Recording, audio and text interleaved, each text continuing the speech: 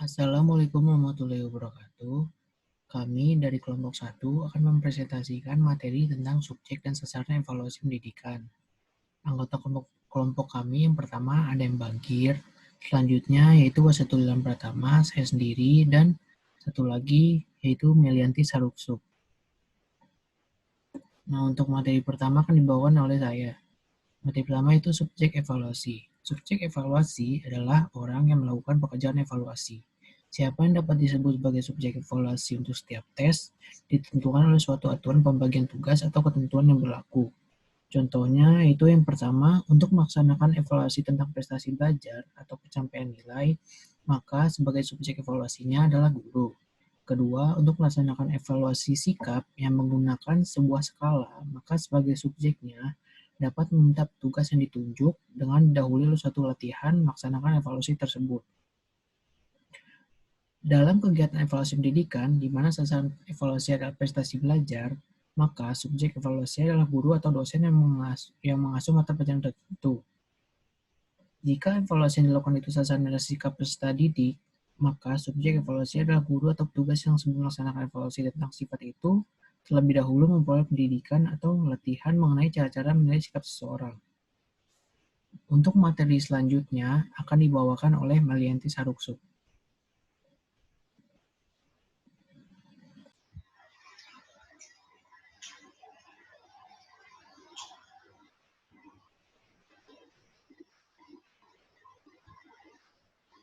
Terima kasih kepada Saudara Ilham. Sekarang saya akan melanjutkan mengenai objek evaluasi. Objek evaluasi pendidikan ialah segala sesuatu yang bertalian dengan kegiatan atau proses pendidikan yang dijadikan pusat perhatian atau pengamatan, karena pihak penilai atau evaluator ingin memperoleh informasi tentang kegiatan atau proses pendidikan tersebut. Agar diperoleh gambaran yang menyeluruh tentang mutu dan kebenaran kinerja transformasi, yang dijadikan objek evaluasi adalah semua aspek terkait dalam kinerja transformasi seperti yang pertama, masukan mentah.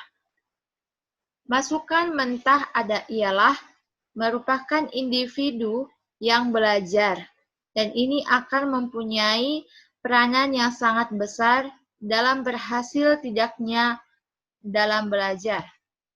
Untuk melihat segi-segi dari masukan yang ikut berperan dalam belajar ini ialah menyangkut segi kerjasmanian dan segi psikologis. Walaupun keduanya dibedakan, tetapi tidak dapat dipisahkan, karena keduanya tetap merupakan satu kesatuan dan yang tidak dapat dipisahkan. Yang kedua, masukan instrumental.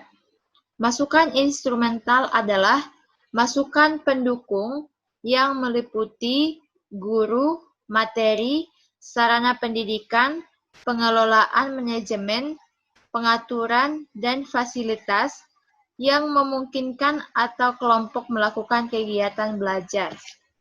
Yang ketiga, masukan lingkungan. Dalam upaya meningkatkan dan memperluas jangkauan pelayanan terhadap penerimaan pelayanan, maka para pengelola program pelatihan keterampilan berusaha mendayagunakan semua sarana-prasarana dan fasilitas yang ada, baik di lingkungan pemukiman maupun di lingkungan desa. Lingkungan di sini merupakan segala sesuatu yang memberi dukungan atau hambatan bagi terwujudnya potensial dari individu untuk mengembangkan bakat, minat, aspirasi, dan kreativitas. Yang keempat, proses transformasi. Dalam proses transformasi, selain siswa sebagai bahan yang diolah, masih ada dua masukan lain. Yang pertama, berfungsi membantu atau memperlancar terjadinya proses, sedangkan yang kedua berupa lingkungan yang berpengaruh terhadap terjadinya proses. Yang kelima, keluaran hasil transformasi itu sendiri. Komponen keluaran merupakan kualitas dan kuantitas peserta didik, hasil pendidikan, dan penyuluhan kesehatan lingkungan dan pemukiman. Kualitas dan kuantitas yang dimaksudkan di sini ditujukan pada aspek perubahan pola hidup dan perilaku hidup sehat yang terjadi pada para peserta didik, baik aspek kognitif, afektif, maupun psikomotorik. Kemudian akan dilanjutkan oleh teman saya.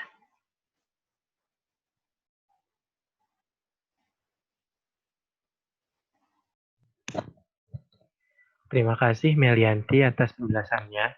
Selanjutnya, saya M. Bagir akan menjelaskan mengenai sasaran evaluasi. Objek atau sasaran penilaian adalah segala sesuatu yang menjadi titik pusat pengamatan karena penilai menginginkan informasi tentang sesuatu tersebut. Sasaran penilaian memiliki unsur-unsur meliputi pertama input, kemudian transformasi dan output. Yang pertama kita akan membahas tentang input. Input yang termasuk dari input ini adalah calon siswa sebagai pribadi yang utuh dapat ditinjau dari beberapa segi yang menghasilkan bermacam-macam bentuk tes yang digunakan sebagai alat untuk mengukur. Aspek yang bersifat rohani setidaknya ada 4 hal. Yang pertama, kemampuan.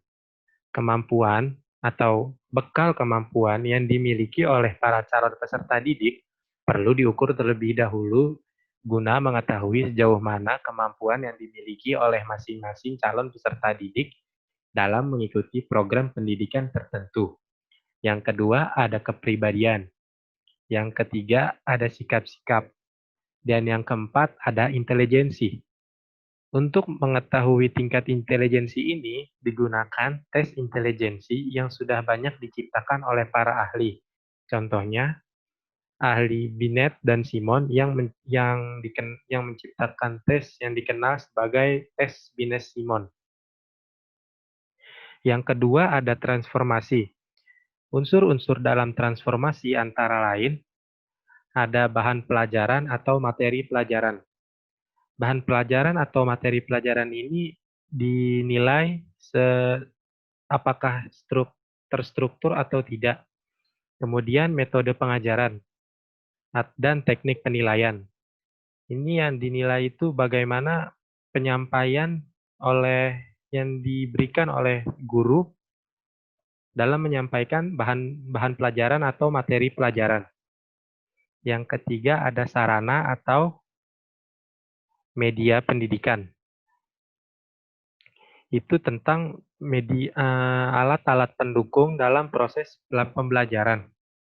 Yang keempat ada sistem administrasi. Yang termasuk sistem administrasi ini adalah seperti absensi murid atau absensi guru. Yang terakhir itu ada guru dan unsur personel lainnya.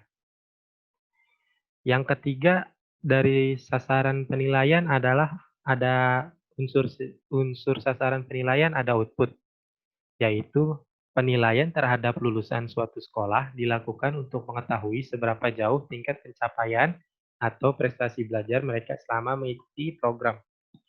Jadi kalau kita lihat kembali dimulai dari input, yaitu bekal awal yang dimiliki oleh siswa, terus ditransformasi atau diproses menggunakan unsur-unsur dalamnya yang ada bahan pembelajaran, media, metode pengajaran, sehingga menghasilkan output yang ketiga-tiganya dinilai untuk mengetahui seberapa jauh tingkat pencapaian atau prestasi belajar yang mereka dapat selama mengikuti program pendidikan.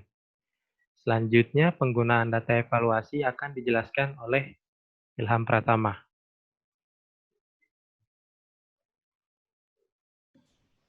Selanjutnya adalah penggunaan data evaluasi. Secara umum, kegunaan data evaluasi adalah sebagai dasar untuk mengambil sebuah keputusan dan secara khusus dapat dirinci sebagai berikut. Yang pertama ada administratif. Administrator menggunakan hasil evaluasi untuk mengelompokkan kelas, melengkapi laporan-laporan untuk wali, murid, memberikan informasi untuk menempatkan siswa jika dia pindah sekolah, dan melengkapi laporan kemajuan sekolah kepada instansi yang lebih tinggi. Yang kedua ada instruksional. Supervisor dan guru menggunakan hasil evaluasi untuk membantu meningkatkan cara mengajar guru agar lebih baik. Yang ketiga ada bimbingan dan penyuluhan.